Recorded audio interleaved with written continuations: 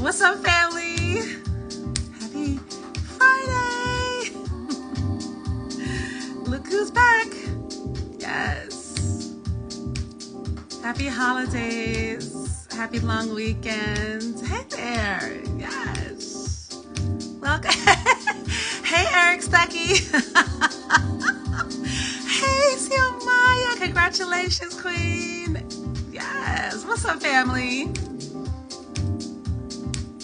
I'm back. I'm so excited to do this. What's going on, fam?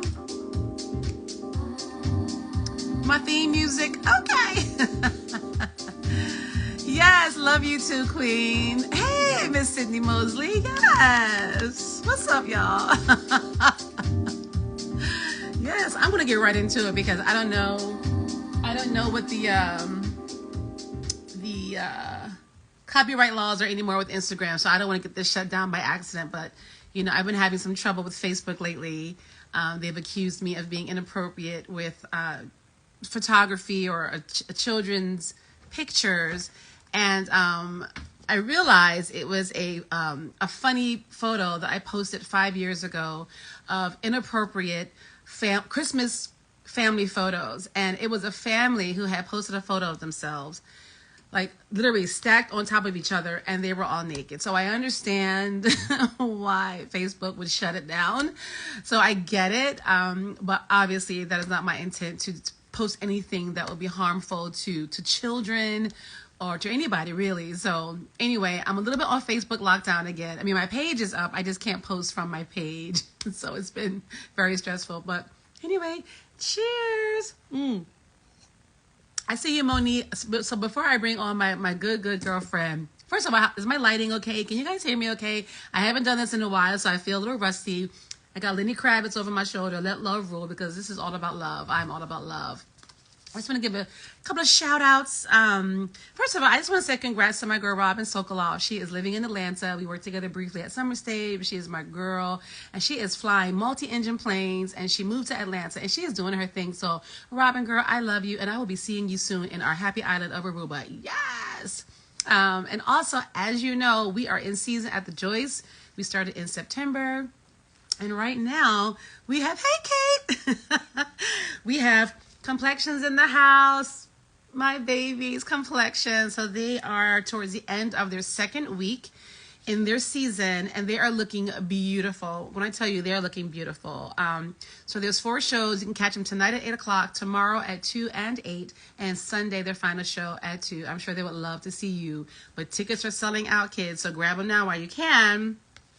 And then coming up in my first inaugural season, that's redundant, but anyway, in my first season, after Complexions this weekend, we have Dancing with Glass, the piano etudes, and that is going to be a beautiful 2-week project that was produced originally by Pomegranate in association, in partnership with Kotzbahn, in celebration of the 85th birthday of Philip Glass. And so we are now bringing it to the Joyce, and that is Shannon from Urban Bushwomen.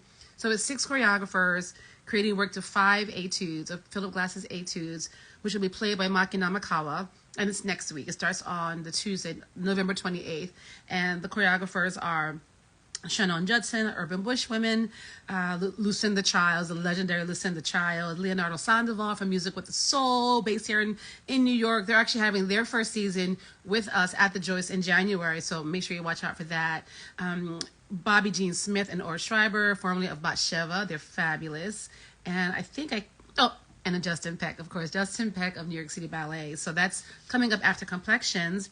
And then the premiere of Biz, which is a new work, feature-length work, created by the amazing Caleb Teicher, featuring champion beatboxers and tap dancers. It's incredible. And then for the holidays, our favorites, Momix. Yes, we have 3 weeks of Momix. It's going to be so much fun. And the program they're doing is sort of, an amalgam of 40 years, I believe. It's 40 years of Momix. So a lot of special features and 2 actually new works that they will be presenting. So anyway, that's a lot coming up. And I'm very excited to all be a part of it. And so without further ado, I am going to bring in my girl, Monique Martin. And, where'd she go?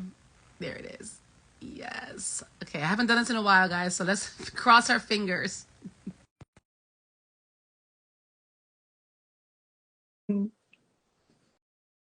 Okay, we're waiting. I don't know. Let's see. Oh, hey. Girl, I was nervous because I haven't done this in forever. The same with me. The same thing. And I'm like, okay, wait a minute. What? Let me adjust this. Let me figure out. Let me all the things. I said, Sarah. So if you come down a little bit lower or to your camera, because we're only getting this part of your face. I've seen that. You just see the entire beautiful accoutrement. Yes. So for those of you who don't know, number one, Monique and I were colleagues at Summer Stage for 10 plus years, became sister friends immediately. I started in 06. I think you came like 8-9 months later, if that. I was doing all the dance. Monique was doing all of the initially admin, and then she shifted beautifully over into family programming and really expanded that program. I mean, deliriously so, including circus, which we're going to talk about, and just all the family programming. It was major, and then moved on to Hard on Stage, and then now she's an independent producer, and we're going to talk about her project. But of course, we all know in 2020 the world shut down. And I started doing, these are the folks that are familiar with the dannIGeeLive. I have to explain. In 2020, I was fortunate and blessed enough to be able to keep my employment with Summer Stage, the festival, full time. And so friends all around me were losing work. And most of my friends, 99.9% of my friends are artists.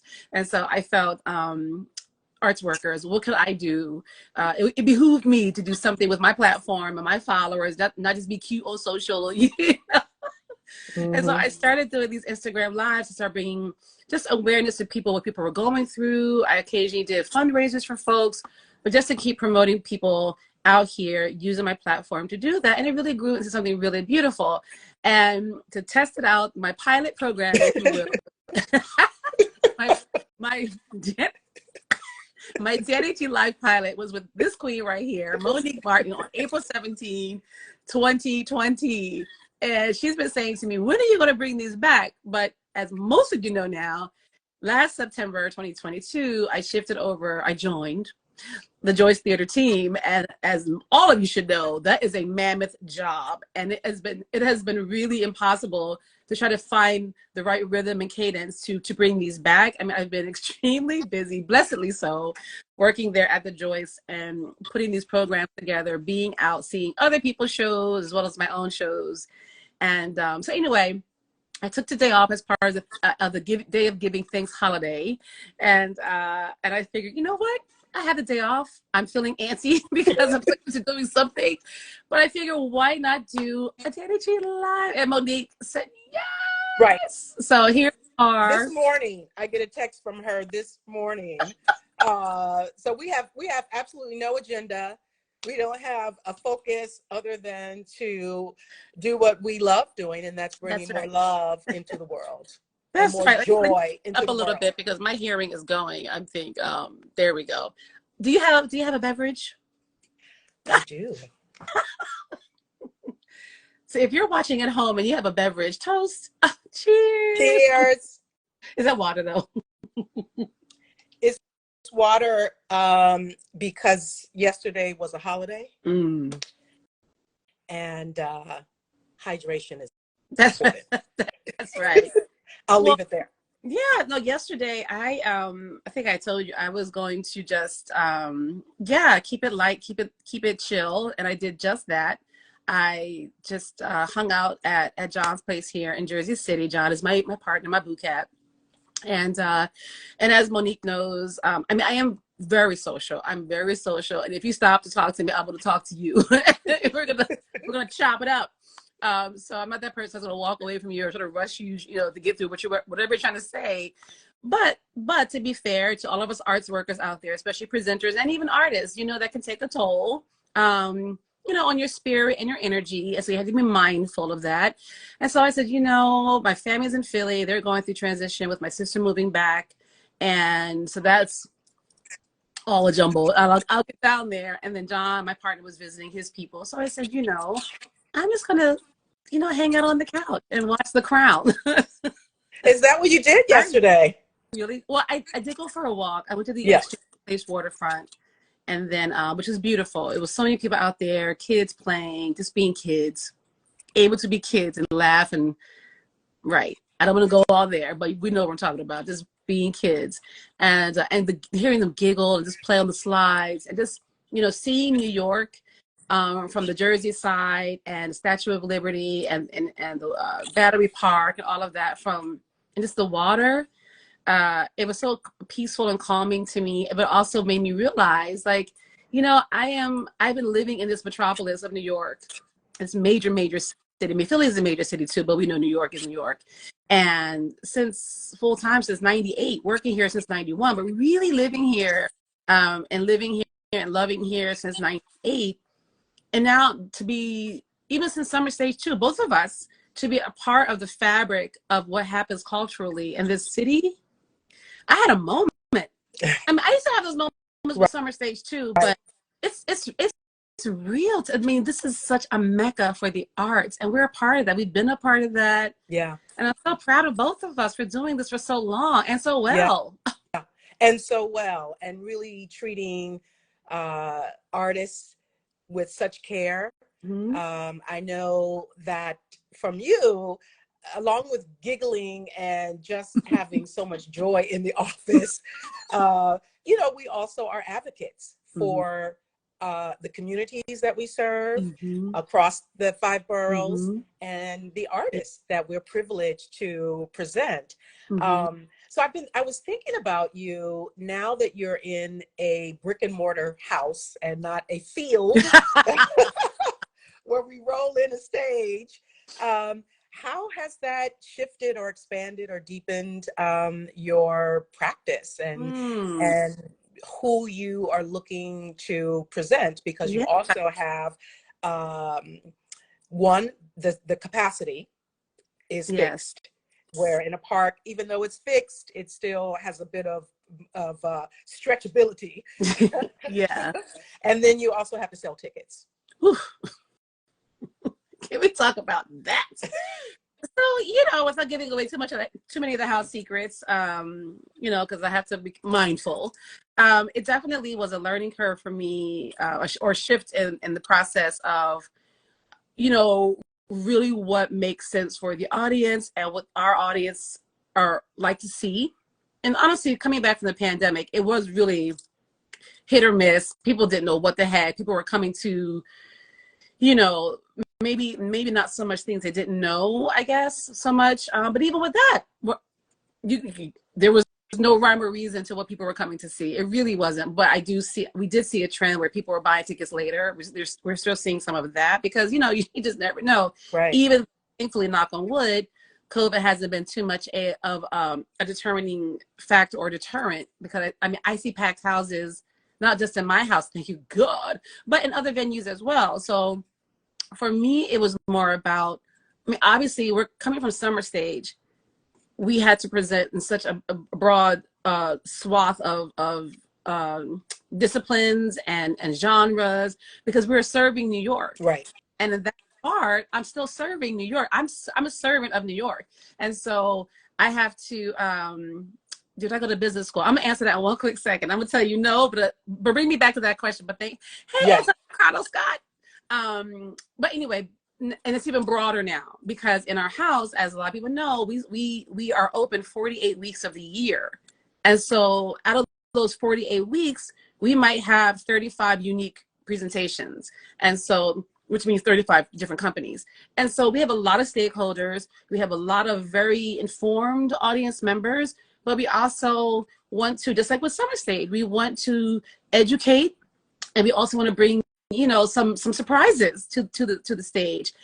The thing about bringing surprises to the stage is that we have to sell tickets. So even with I don't like the word emerging, because a lot of these artists that are new to the Joyce may have had a company for 10 years already and have been doing smaller houses or working on their craft. So emerging is sort of a fallacy, but in terms of where the companies are coming from that play the Joyce, there has to be some level of notoriety in the dance field, because truth be told, there are 472 seats in that house. And while that may not be as large as a Lincoln Center or a City Center or anywhere else, we have a whole week to fill. Yeah. So 42 times 6, 7 shows, that's what we're looking for. And so some artists maybe do 5 shows depending. So it's not as heavy of a lift, but there has to be some level of notoriety or reputation in the field for an artist, because we need to know that they can bring, you know, a certain amount of audience to make it make sense for us financially. Because, you know, listen, we've got 35 plus full-time staff, and what we put on that stage and what sells tickets is what keeps these people employed. You know what I'm saying? Right. And you don't have the you don't have the opportunity to have a quote unquote opener, so or a shared bill, which is something that the Joyce over the years I've seen shared bills, especially with the American Dance Platform over the years that's coming up in January, and there have been shared evenings. Right. Okay. There's 2 companies that split a night, or I've seen companies in the past where they've shared a week. And so if it is a sort of, you know, not familiar company to the Joyce audience, then the heavy lift isn't there for that company to fill the whole week with shows and sell those tickets. So, you know, we're toying with some different models. We also have, you know, organizations that come in for special events. And if we happen to have a Dark Monday, you know, they certainly can rent the theater out. There's a handful a year. They're not a lot, but we have a whole complete general managers department that deals with that. And so it's just been, but you know, listen, the team there is so experienced and knowledgeable, and they've been helping me get my feet planted there and learn what I need to learn, and think in just a different way of how to bring arts to the stage. And in terms of, like, you know, people are asking, well, is there a theme and all of this? I mean, across a whole year, it's hard to have one particular theme. I just think, you know, diverse, which Joyce has already been doing for 41 years, you know, ways to make it equitable, and ways to make, you know, we do have stacked ticket prices. You know, we also have a beautiful thing called Joyce Pass, where a lot of people are still unfamiliar with. I'm like, get that Joyce Pass, you guys. Yeah. But these are great, like really low price tickets. If you're an arts worker, dance arts worker, you can sign up, you know, show your there's some criteria that you have to send in to sign up. And you can sign up for this program where you can get $10 tickets, and they're good seats, and you can buy them in advance. It's 1 per engagement per person, but it's a great way to come see arts if, you know, you're hurting in the pocket or you're trying to save some money, whatever it is. Right. You know? It's also a good information for companies, because a lot of the companies aren't as aware to tell their audience, sign up for the Joyce Pass. Sign up for the Joyce before you ask for a comp, you know, unless you just, you know, really need it. Yeah. But I am so happy that you shared that information with me. Yeah. Yeah, for sure. And there are seats, I think, that you can only buy in person because they're considered partial view, but they're like, I think they're like $20. And I think they're either right up front on the stage, so you might be missing like the first one or 2 rows. So you're kind of like looking at the stage this way, so you might miss some footwork a little bit, or the top. There's like little balcony seats that encircle on the sides of the audience, that are close up towards the stage. So you might miss the upper left corner on that side or the upper right corner on that side. But it's really, there's really no bad seat in the house, besides those couple of little tiny angles. But it was designed beautifully by dancers, you know, for dancers. So you can go online, joyce.org, read the history. It's really fascinating. It used to be a movie theater back in the day. It looks like it with the awning, for sure. Yeah. So it's just been an incredible journey. And that's Antonio. So he knows the history, the design of Altogether Different originally, which is how Complexions became a part of the Joyce. They performed as part of this series called Altogether Different, and they've been back ever since. And so I remember that. I think that was one of my first Joyce experiences, and it was that postcard. Yeah. It was the one woman, an Asian woman, on the postcard winking, and I was like, "Who is this company?" And I'd heard about Complexions before, and I knew that they were former Ailey dancers. So that leads me to ask you about the new space on the Lower East Side that you guys are working in. Yes. Is that a space that altogether different, you know, that kind of programming where you're giving support to artists as they evolve? What's happening on the Lower East Side? Well, before I answer that, I want to go back to our brother's question about did I go to business school? No, I did not. The school I went to was the School of Rock. Okay. The School of Hard Knocks. So to answer quickly, I was dancing with Alvin Ailey, and I did go to school out of high school. I went to Temple for a year. And I went for journalism, actually. And I went to Temple. I started at Temple, and I was already dancing professionally. And so I joined Philadanco when I was 16. And so while I was in Philadanco, I graduated high school and started going to Temple University. And so while I was in college, I was dancing with Philadanco, but it wasn't for business. It was for journalism because I love to write. And my minor actually was photojournalism. So I was always running around with my camera. And Antonio Carlos Scott will tell you, I was always sightseeing with my camera while I was with Ailey. So from Philadanco, I went to Alvin Ailey from 91 to the beginning of 97 and suffered a bad hip injury towards the end of my dance career and had to leave dance. And so I toyed with going back to school to figure out something else to do, but the stage was still calling and I could sing. Thank God. I think I could sing. Yeah. But you can sing. Yeah. I ended up starting a rock band, moving officially to New York in 98. I started a rock band. I reconnected with a friend of mine who I used to dance for, which was Kathy Sledge of Sister Sledge. And I rejoined her, started singing with her and her sisters as Baby Sledge for almost like 8 years. Through that, other opportunities came my way, singing with Gloria Gaynor. I got to sing with Cher in Vegas. First of all, Miss Thing, Cher, Christmas album, #1 on the Billboard holiday album chart. Okay. What? That one. I love it. Has she done it? She just Christmas performed, album yeah. before? She performed at the parade yesterday. But has she done a Christmas album before? No. It's her first one. It's her first one ever. And so, anyway, to answer your question, I didn't go to business school. I learned. Look at this.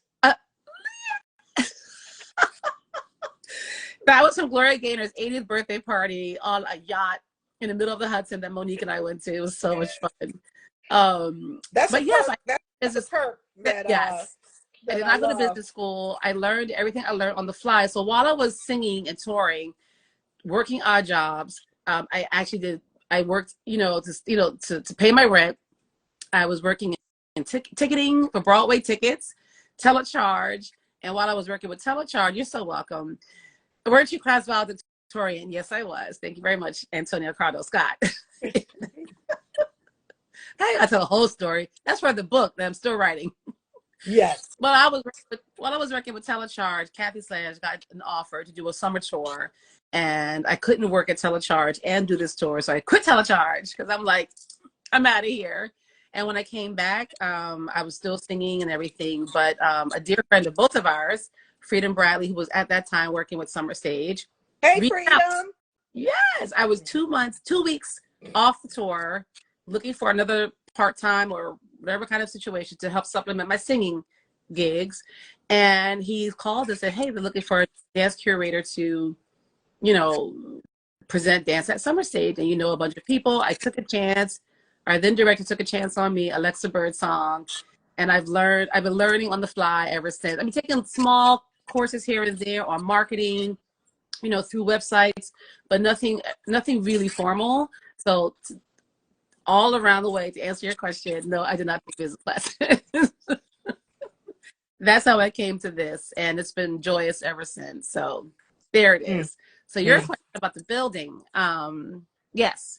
So the Joyce has expanded, and fingers crossed, there's a space that was an old boys club. I believe it's called the Harriman Building, and it's a 7-story, 58,000 square foot building that was purchased by an anonymous person who has a lot of money, but who lives I believe he lives in the neighborhood as well. I believe it's a he, and really wanted the building to stay community oriented or of the arts or something cultural and not be flipped into more condos.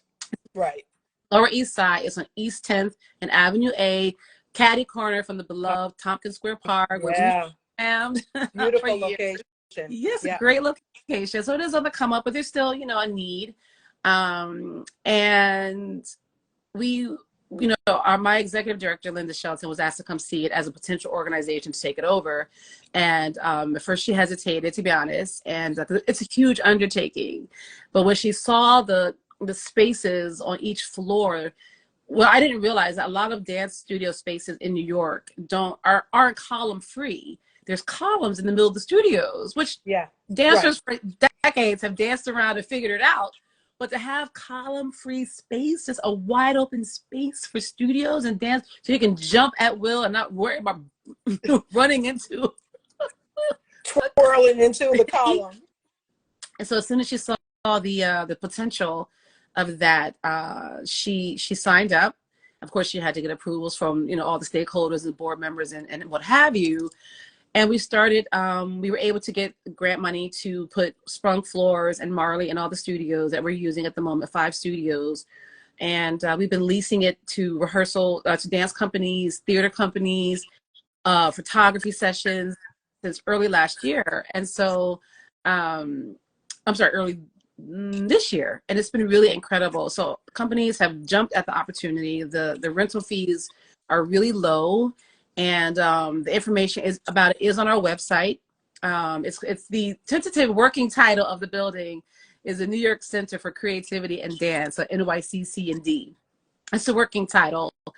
We're trying to raise the funds to see if we can buy it outright. So things are looking promising, but no word as yet. But yeah, I mean, if that goes through, it'll be amazing, and it'll be such a treat to be at the ground zero of it, and see where it goes. But people who are there, when all the studios are active and you walk through that space, it's incredible. It's an incredible vibe. And people from the community stop by, and because they're waiting for something, to happen in there. And so my dream, obviously, would be that if we do purchase it and renovate it, is to have a performing arts space in there. Because right now we used to have a smaller theater called Joyce Soho on Mercer, and we don't have that sort of incubator theater space at the moment for smaller companies to come and try out, or who don't want that heavy burden of trying to fill a week at the main theater. So it would be great. It would be great. So that's where the altogether different program took place, at the Joyce Soho location, right? Mm-hmm. And then you're possibly looking to what would be different about it now?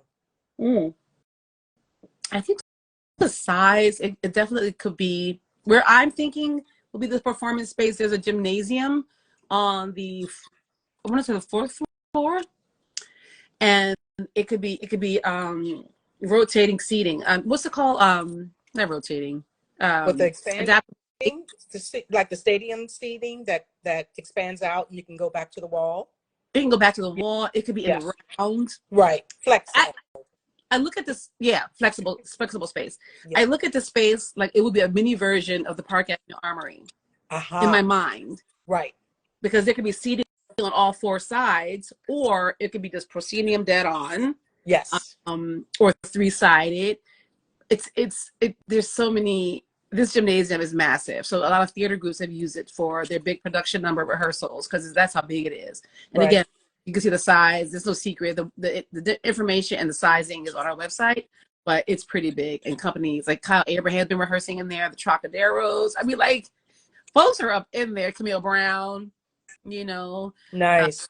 And it was used as a boys club. So it's exciting that this angel benefactor saw the value in having that, vibrant youth energy in there. Because my son attended there for a moment. And so to have that beautiful, vibrant young energy and seeing the potential for that building to now serve artists as it had served the youth. Absolutely. It's just so wonderful, because I'm sure the person who purchased it, if they could purchase it for this, to be in service to artists, can purchase it to make condos and make a lot more money. Right. So you know, there's still beautiful people out here Oh that yeah. are, you know, supporting the arts and Mm-hmm. doing, you know, putting their resources where their Mm-hmm. heart is. So I'm Yeah. excited to You know, see it. so fingers crossed, you know, send us all your good vibes that we're able to go all the way with this building, because it would for me, having started out, you know, in Southwest Philadelphia, having had the benefit of seeing, you know, a community show. I mean, it was a community church gathering, and we got to go up to New York and see the Wiz, and that's what piqued my interest fully in the arts. My mother was already, you know, instilling some interest in the arts in us because she wanted to be in the arts, but you know, she grew up, you know, poor in her family, but she wanted me and my sister and I to always have access and see the arts, and so this would be just such a great, another great way to give back to this amazing art form and allied art forms. Because, girl, there are music studios. You got to come for a tour. There are music studios in the basement level that are already tricked out with soundproofing. Yeah. One of the rooms was meant for like a drum clinic, so it's like padded with different little stages. Um, and so, you know, I've been telling my friends if they want to just give some, you know, voice lessons there or just like rehearse there. I know we recorded a lot of voiceovers for our opening show, Serpent with Feet, Heart of Brick. We recorded the voiceovers there in that space. So there's just, you know, there's so much possibility for this space. There's cubicles, there's little offices that companies are already renting out month to month because there's a lack of, you know, office space, you know, affordable office space. Yeah, because And WeWorks is closed. yeah, So a lot of artists were using WeWorks, and now that's done, I sadly. know.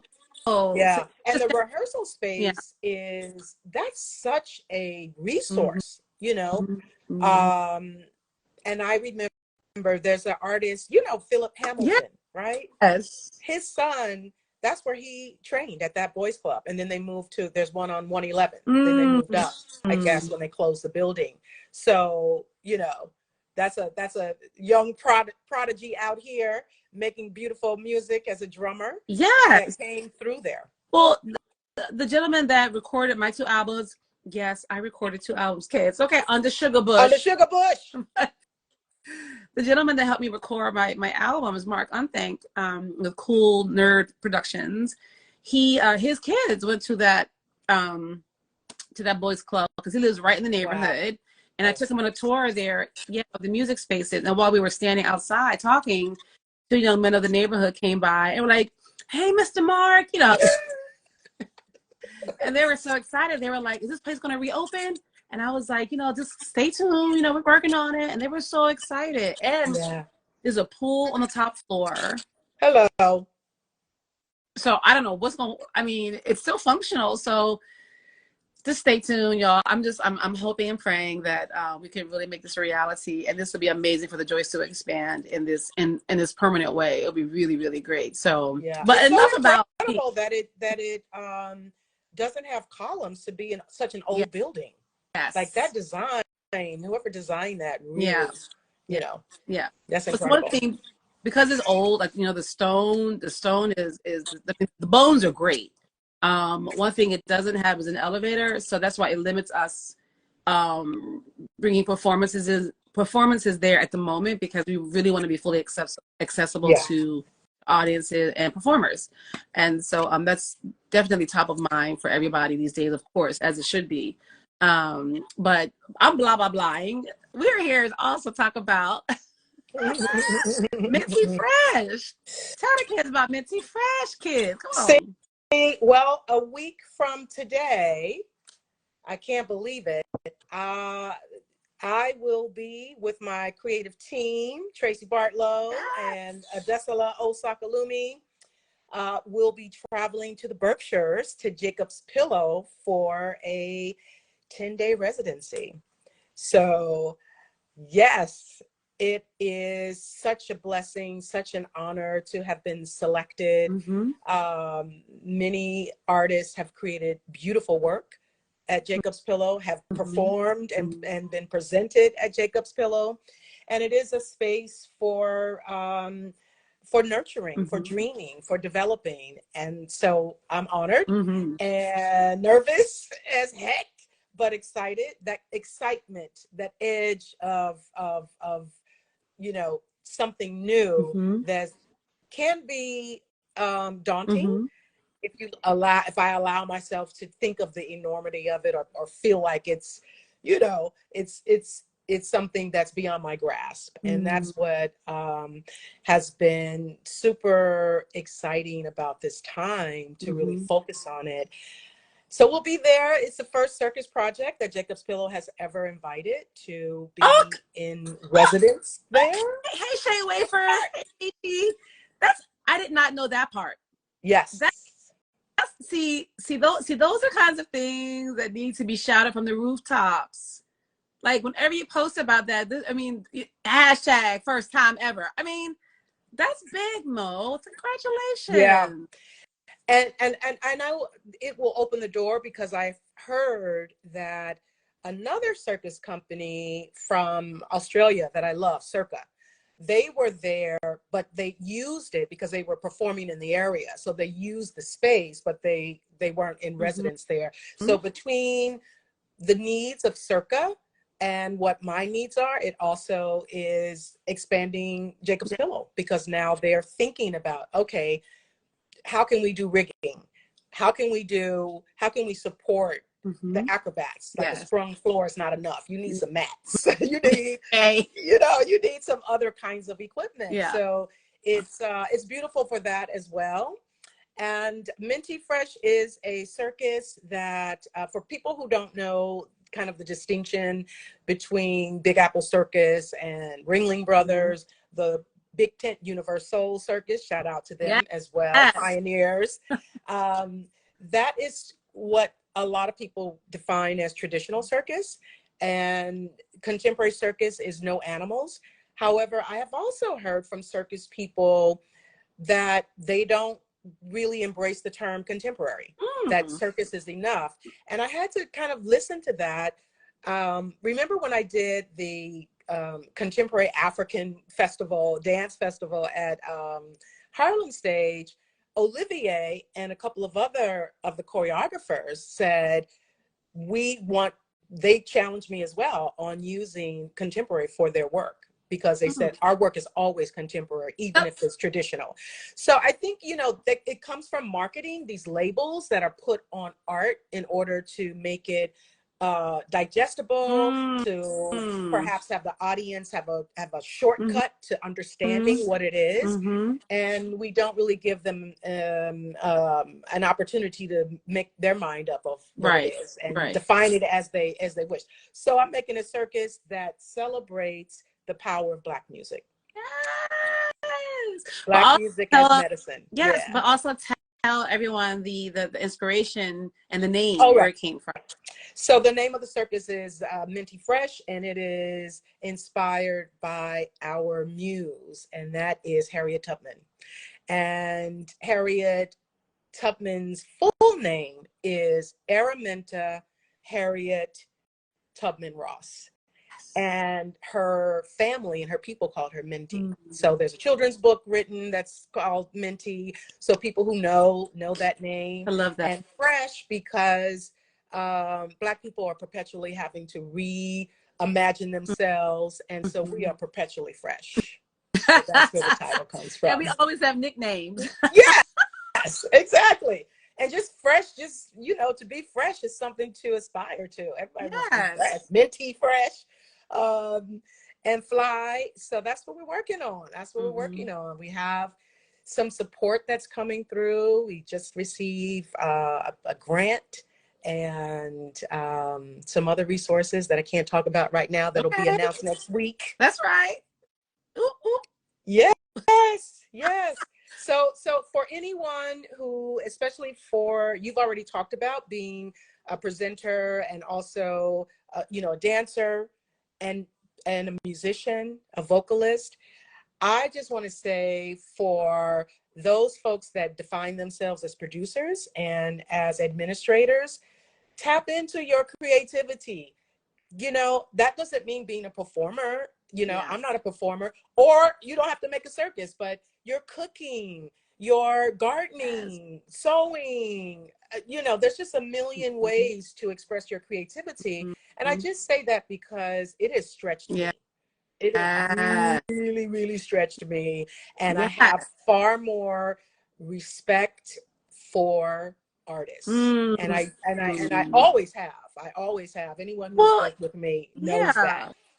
But to make something from an idea and all the way through fruition, completion is holy work. Yeah.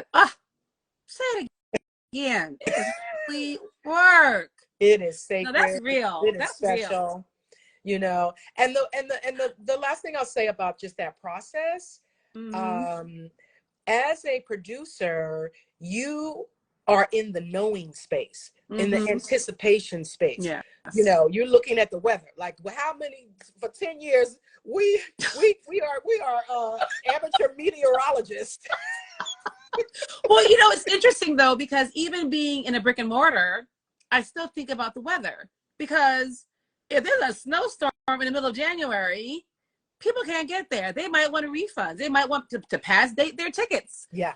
Not as extreme, obviously, as working outdoors, although as part of this role, I curate or suggest artists for the Hudson River Dance Festival, which is on Pier 63.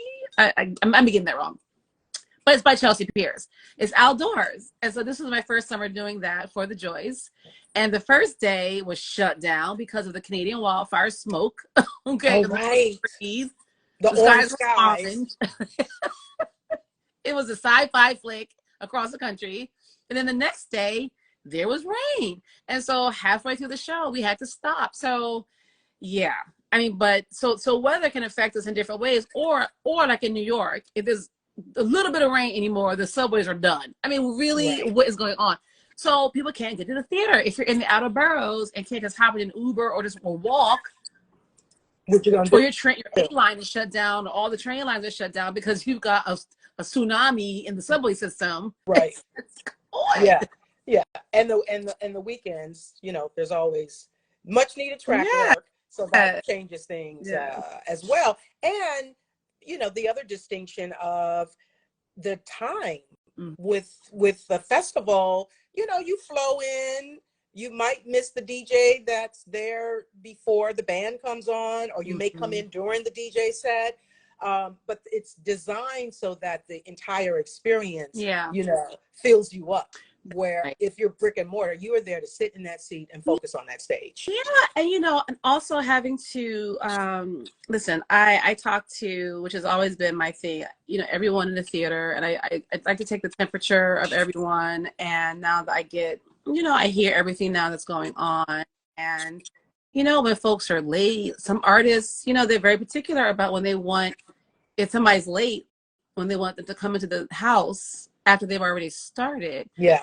Some of that information is very clear on our, I think it's pretty clear on our website, like no late seating or there. But listen, if you're late, all I'm saying is it's fine. We would figure out a way to seat you at a certain point in the show. What kills me though is that folks that come in late, and it could be for whatever reason, you know, they were mucking around and just like, ooh, you know, they lost track of time. One woman, her accessory picked her up late, you know, or it's weather or just whatever it is. You know, whatever, it happens. My thing is, when you come into the theater and you're late, don't come in talking all loud. I mean, you're at the back of the house having a whole conversation. Well, can I it's like, there's a show going on. Right, it's not a movie theater. That, and you know, everybody knows me that knows my ears because I'm so blind.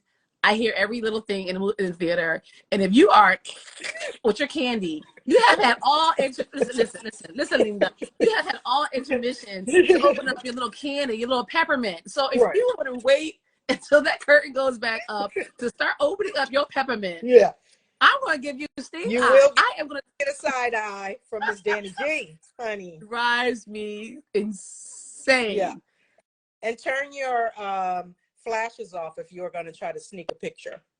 Well, you know, the Joyce is fierce on that, honey. They will come the low brushers don't play. They just I love our ushers. Like, They came with the quickness. Not to me, They grabbed because I know better. me up on time. I was like, okay, well, it's the curtain call. Yes. And the reason is that a lot of artists don't want their work That's right. to be out in the world without their permission. Also, and you it's have just to respect disruptive. that. You know, anytime, even if you're just, I don't, it never fails. Every show I have sat in now, anywhere, not just a Joyce, I have heard someone's phone fall to the ground. I know. Why is your phone on your lap? Put your phone away. The show is starting. Put your phone away. Unless you are a heart surgeon or you're a transplant surgeon, put your phone away. And even then, put your phone away.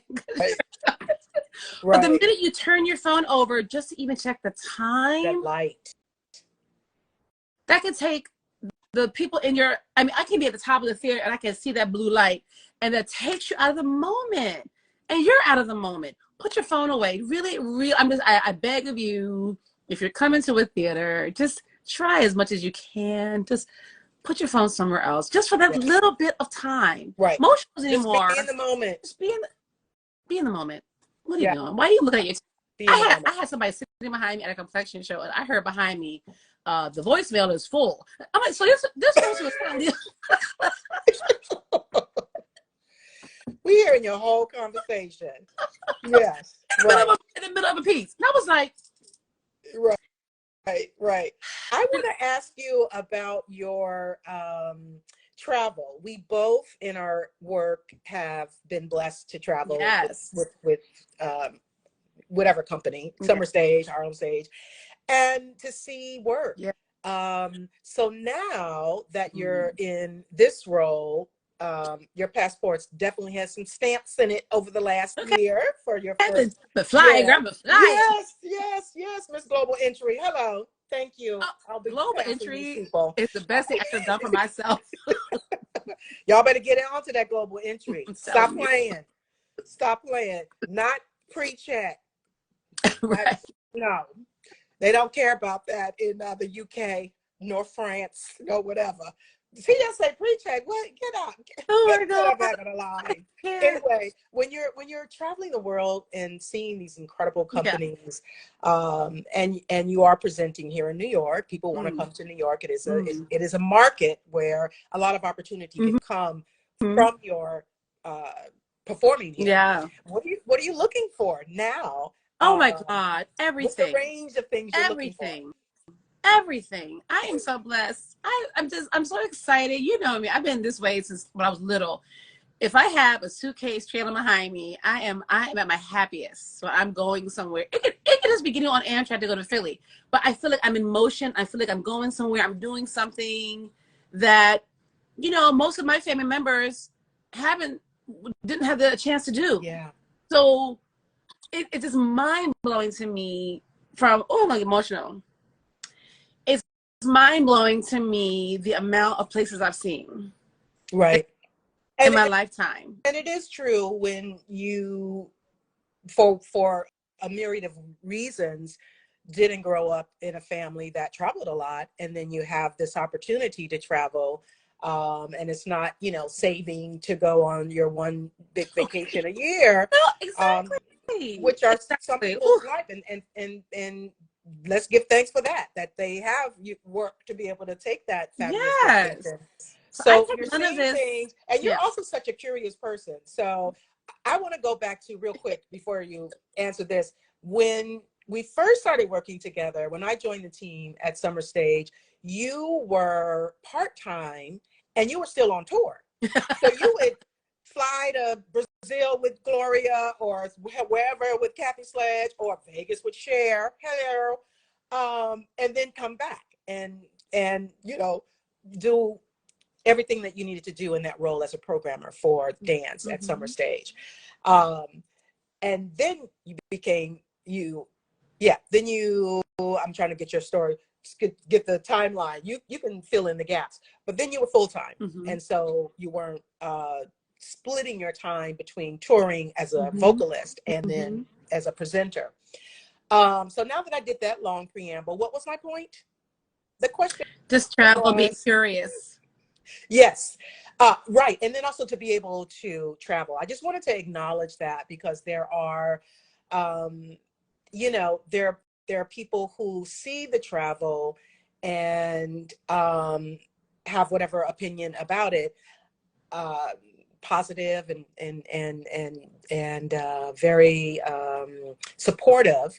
And then there are those who have a question, like, what exactly are you doing, you know, when you get there? And, you know, because you take a photo of a croissant, they think you're just drinking wine in France and That's eating right. croissants and drinking coffee. But Yeah. it is a responsibility, because you're representing an organization, Absolutely. you're representing the field. And so I just wanted to hear about those relationships that you've been cultivating Yeah. in this first year. So, And what was your favorite place to go? oh my that God. was somewhere So, new that you hadn't yeah, been before before? I do that, I just want to make sure, because I don't know the rules of Instagram Oh, anymore. right. So in case we get cut off, we're gonna jump back on. It's gonna be a part 2 video. Okay. Right. I don't know the length of time anymore. But most of, oh my God, hey Terrence Blanchard. What? What's up? What's up? Congratulations on San Francisco Jazz, bro. Everything. Yes, I love that.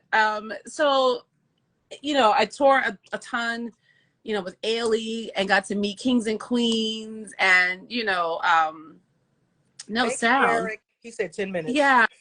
Oh, did he? Oh, no. Wait, no sound? I don't know. Can everybody else hear us? I'm just getting a note from somebody saying no sound, but I don't know.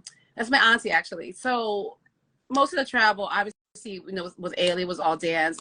But to your point, we were representing the company. We were representing the brand of Alvin Ailey. And so, you know, you have to keep it sharp. You have to keep it classy, all these things, because anyone at any time can say, you know, oh, they're from the Alvin Ailey American Dance Theater, and you want to make sure you're representing. You don't want to be out in these streets acting crazy.